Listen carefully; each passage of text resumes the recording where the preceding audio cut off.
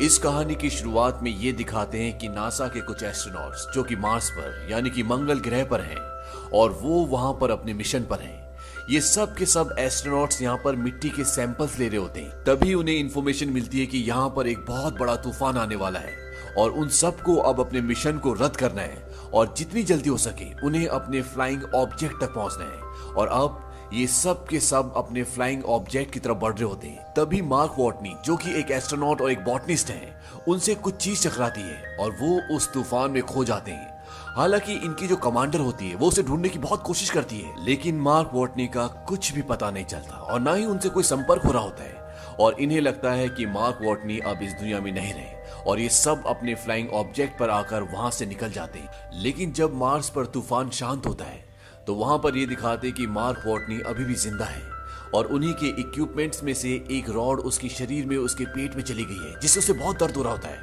वो किसी तरह से वहां से उठकर अपने कैंप में जो उन्होंने शेल्टर के लिए वहां पे लगाया होता है उसके अंदर पहुंचता है और वो अपने शरीर से उस रॉड को निकालता है। मार्क वॉटनी यहाँ से किसी से भी संपर्क नहीं कर सकता क्योंकि संपर्क करने के जितने भी इक्विपमेंट्स थे वो सब के सब तूफान में नष्ट हो चुके हैं और मार्क अब यहाँ पर अकेला फंसा हुआ है और उसके साथियों को ये लगता है कि वो इस दुनिया में नहीं है और अगर उसे यहाँ से निकलना है तो उसे अगले 4 सालों तक इंतजार करना पड़ेगा क्योंकि नासा का अगला प्रोजेक्ट 4 साल बाद यहाँ से 3200 किलोमीटर दूर आएगा और उसे वहां पहुंचना होगा। लेकिन वॉटनी 4 साल तक इंतजार नहीं कर सकता क्योंकि उसके पास 4 सालों तक का खाना नहीं है और अब उसे किसी भी तरह से अपने लिए खाना अरेंज करना होगा। इसीलिए वो ये तय करता है कि वो यहाँ पर मार्स पर खेती करेगा। उसके पास आलू होते हैं और वो यहाँ पर आलू उगाना चाहता है, लेकिन उसे मिट्टी को उपजाऊ बनाने के लिए बहुत सारे पानी की जरूरत पड़ेगी और मार्स पर पानी नहीं होता। वॉटनी एक बॉटनिस्ट है तो उसे पता है कि खेती करने के लिए किन किन चीजों की जरूरत होती है और वो अब यहाँ पर खेती करने की तैयारी करता है। वॉटनी एक जगह बहुत सारी मिट्टी इकट्ठी करता है, उसमें आलू डालता है और उन्हें उगाता है, लेकिन अब उसे पानी बनाना है। पर अच्छी खबर ये होती है कि वॉटनी को पता है कि पानी कैसे बनाया जाता है। हाइड्रोजन में ऑक्सीजन मिलाकर उसे जलाने से पानी बनता है और यहाँ पर वॉटनी के पास सारे साधन होते हैं और वो ऐसे ही करता है। पर जब वो पहली बार हाइड्रोजन में ऑक्सीजन डालकर मिलाता है तो एक जोरदार ब्लास्ट होता है क्योंकि वो उस ऑक्सीजन को कैलकुलेट नहीं करता जो उसकी सांसों से आ रहा होता है। लेकिन अगली बार वो हाइड्रोजन ऑक्सीजन मिलाकर जलाने में कामयाब हो जाता है और अब वहां पर पानी बनना शुरू हो जाता है। दरअसल इस तरीके से वाष्पीकरण होता है जिससे वहां पर पानी की छोटी छोटी बूंदें बनना शुरू हो जाती है और उसकी मिट्टी को जितने पानी की जरूरत होती है वहां पर पानी बन जाता है और कुछ दिनों के बाद वहां पर पहला पौधा अंकुरित होता है, जिसे देखकर वॉटनी को बहुत खुशी होती है। वहीं दूसरी तरफ अर्थ पर यह ऐलान कर दिया जाता है कि वॉटनी अब इस दुनिया में नहीं रहे। पूरे मीडिया में एक खबर आ जाती है और वो उसका फ्यूनरल भी कर देते हैं। पर अगले दिन जब उनकी ऑपरेटर सैटेलाइट से मार्स की पिक्चर्स देख रही होती है तो वो देखते हैं कि वहां पर जो उनके इक्विपमेंट्स थे वो एक जगह से दूसरी जगह पर शिफ्ट हो गए हैं। दरअसल ये वो सोलर पैनल्स थे जो वॉटनी ने एक जगह से दूसरी जगह शिफ्ट किए थे। वो अपने सीनियर्स को बुलाती है और वो सब समझ जाते हैं कि वॉटनी मार्स पर अभी भी जिंदा है। लेकिन उनका सीनियर कहता है कि हम जानते हैं कि वो जिंदा है, लेकिन जब तक हम वहां पर पहुंचेंगे वो भूख से मर जाएगा। और उसका कहना कहीं ना कहीं सही भी होता है क्योंकि अर्थ से मार्स तक पहुंचने के लिए उन्हें कई महीनों का सफर तय करना पड़ेगा और वो जानते हैं कि वॉटनी के पास इतने लंबे समय के लिए खाना नहीं है। अब वॉटनी को मार्स पर पूरे 70 दिन हो चुके हैं और वो हिसाब लगाता है कि नासा का अगला मिशन जो मार्स पर उतरेगा वो 4 साल बाद उतरेगा और वो भी यहाँ से 3200 किलोमीटर दूर और तब उसे वहां पहुंचना होगा। और इस सफर को तय करने में उसे करीब 50 दिन लग जाएंगे क्योंकि उसके पास जो गाड़ी है वो उसे एक दिन में 35 किलोमीटर से ज्यादा नहीं चला सकता क्योंकि उसके बाद उसे उसके सोलर पैनल्स को रिचार्ज करना होगा। वहां नीचे नासा में लोग वॉटनी तक खाना और मदद पहुंचाने के लिए तैयारी करते हैं, पर इन्हें इसकी पूरी तैयारी में 3 महीने लगेंगे और जिस फ्लाइंग ऑब्जेक्ट को ये मार्स पर भेजेंगे उसे वहां पहुंचने में 9 महीने लगेंगे, यानी पूरा 1 साल। वहीं ऊपर मार्स पर वॉटनी की आलू की फसल को पूरे 48 दिन हो गए हैं। उसने 400 पौधे उगाए जो कि उसकी उम्मीद से ज्यादा अच्छे तरीके से उगे और अब वो आलू निकालता है और छोटे आलूओं को दोबारा बो देता है।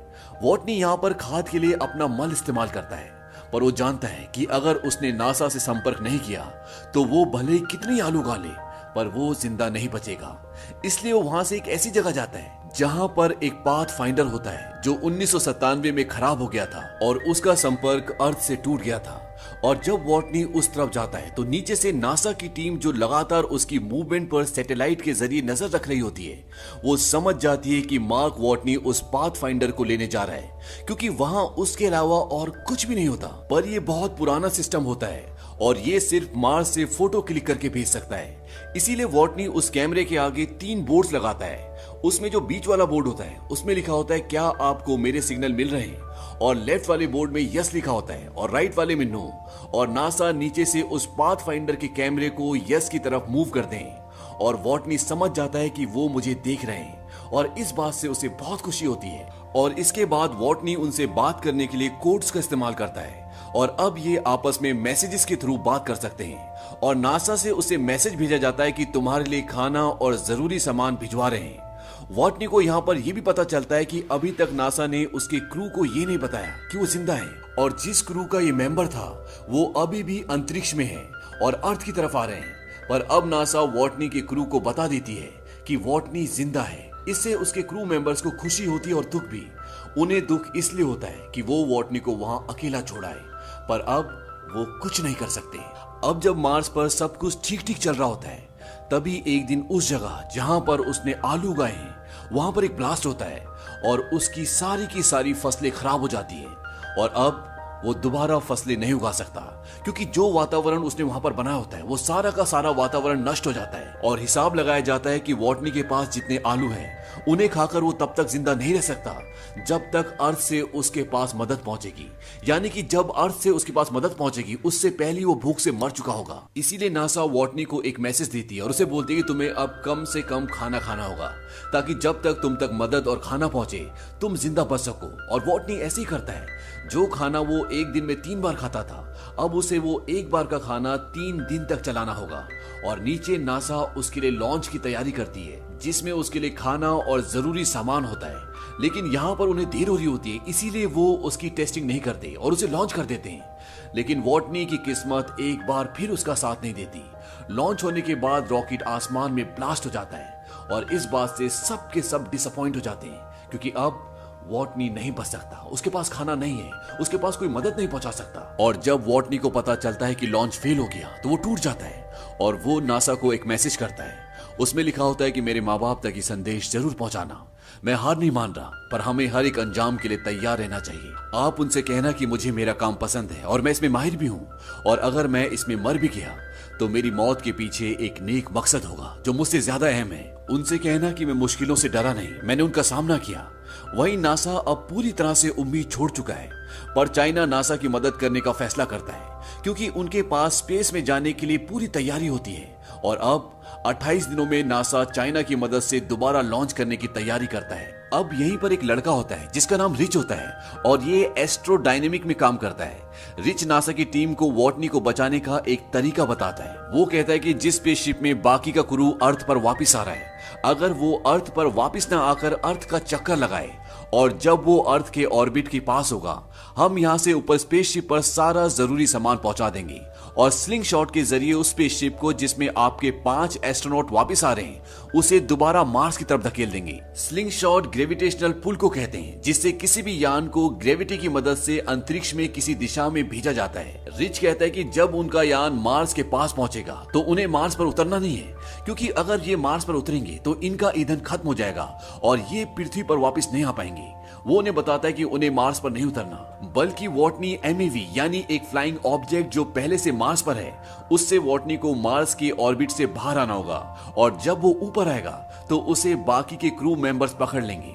पर यह सब इतना आसान नहीं होता। इसमें सिर्फ वॉटनी की जान बचाने के लिए नासा वाले 5 एस्ट्रोनॉट्स की जान खतरे में नहीं डाल सकते, पर अगर वो ऐसा करते हैं तो वो वॉटनी के पास वक्त से पहले पहुंच जाएंगे। लेकिन बाकी के क्रू जो अब अपने घर पहुंचने वाले हैं, उनका मिशन 533 दिन और बढ़ जाएगा और नासा ये तय करती है कि वो ये नहीं करेंगे, क्योंकि वो सिर्फ वॉटनी की जान बचाने के लिए, जिसकी जान बचने की उम्मीद पहले से बहुत कम है, अपने 5 एस्ट्रोनॉट्स की जान खतरे में नहीं डाल सकते। वहीं मार्स पर वॉटनी अब उस काम को पूरा करने में लग जाता है जिसके लिए वो यहाँ आए थे और जो तूफान की वजह से अधूरा रह गया था। वहीं दूसरी तरफ रिच पर्नेल, वही लड़का जिसने नासा को वॉटनी को वापस लाने का प्लान बताया था, वो किसी तरह से वॉटनी तक पहुंचने का पूरा प्लान इन 5 एस्ट्रोनॉट तक पहुंचा देता है और ये पांचों नासा की परमिशन के बिना ही वॉटनी को वापस लाने का फैसला करते हैं। और जब नासा देखता है कि उनके फ्लाइंग ऑब्जेक्ट की दिशा बदल रही है तो समझ जाते हैं कि ये पांचों एस्ट्रोनॉट अब वॉटनी को लेने वापस जा रहे हैं और नासा उन तक उनका सारा जरूरत का सामान पहुंचा देता है। इस काम में चाइना उनका साथ देता है।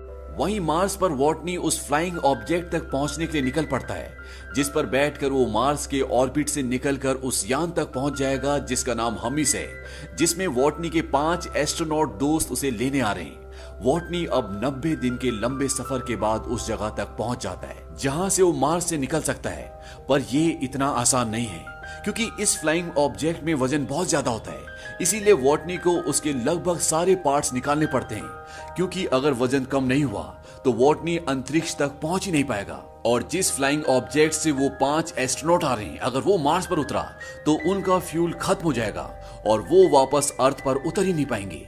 इसीलिए वॉटनी को अपने फ्लाइंग ऑब्जेक्ट से 5000 किलो कम करना होगा और वॉटनी को अपने फ्लाइंग ऑब्जेक्ट से सभी सामान को उतार कर बाहर फेंकना पड़ता है। और अब वॉटनी एक ऐसे फ्लाइंग ऑब्जेक्ट से अंतरिक्ष में जाएगा जिससे अंतरिक्ष तक पहुंचना बहुत मुश्किल है, पर वॉटनी को ऐसा करना पड़ता है।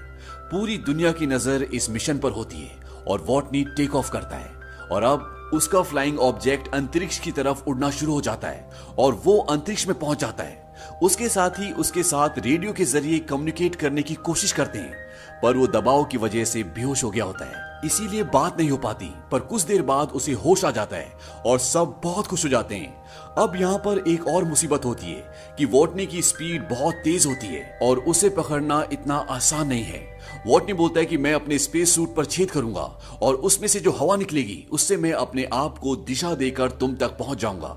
उसके साथ ही उसे ऐसा करने के लिए मना करते हैं। वहीं अभी भी हर्मी स्पेसशिप की स्पीड बहुत तेज होती है, इसीलिए उन्हें वहां बॉम्ब बनाकर अपने स्पेसशिप का एक हिस्सा उड़ाना पड़ता है, जिससे उसकी स्पीड कम हो जाती है। और अब उन्हें वॉटनी अपनी ओर आता दिखाई देता है और स्पेसशिप की कमांडर एक फ्लाइंग चेयर पर बैठकर वॉटनी को पकड़ने के लिए जाती है, पर जिस रस्सी से वो बंधी होती है वो खत्म हो जाती है और वॉटनी तक पहुंचना अब नामुमकिन है। और वॉटनी यहाँ पर वही करता है जो उसने कहा था। वो अपने स्पेस सूट पर छेद करता है और अपने फ्लाइंग ऑब्जेक्ट को छोड़ देता है और उसके स्पेस सूट से जो हवा निकल रही होती है वो उससे अपने आप को दिशा देता है और किसी तरह से वो अपने कमांडर तक पहुंच जाता है जो उसे चेयर पर बैठकर वहां पर लेने आया होता है। लेकिन जैसे ही वो उसका हाथ पकड़ने वाला होता है वो उसके हाथ से छूट जाता है, लेकिन जिस रस्सी से वो बंधी होती है वॉटनी उस रस्सी को पकड़ लेता है और इस तरह से ये वॉटनी को वापस अपने स्पेसशिप में ले आते हैं और वॉटनी की जान बच जाती है। और इतनी मुश्किलों का सामना करने के बाद जब वॉटनी अर्थ पर आता है तो वो एस्ट्रोनॉट्स का इंस्ट्रक्टर बन जाता है, जो उन्हें ये सिखाता है कि दूसरी दुनिया में दूसरे ग्रह पर जिंदा कैसे रहा जाता है। और इसी के साथ ये फिल्म, ये कहानी यहीं पर खत्म हो जाती है। ये फिल्म सन 2015 में आई थी और ये एक बहुत ही कामयाब फिल्म थी। ये फिल्म एक नॉवेल पर आधारित है।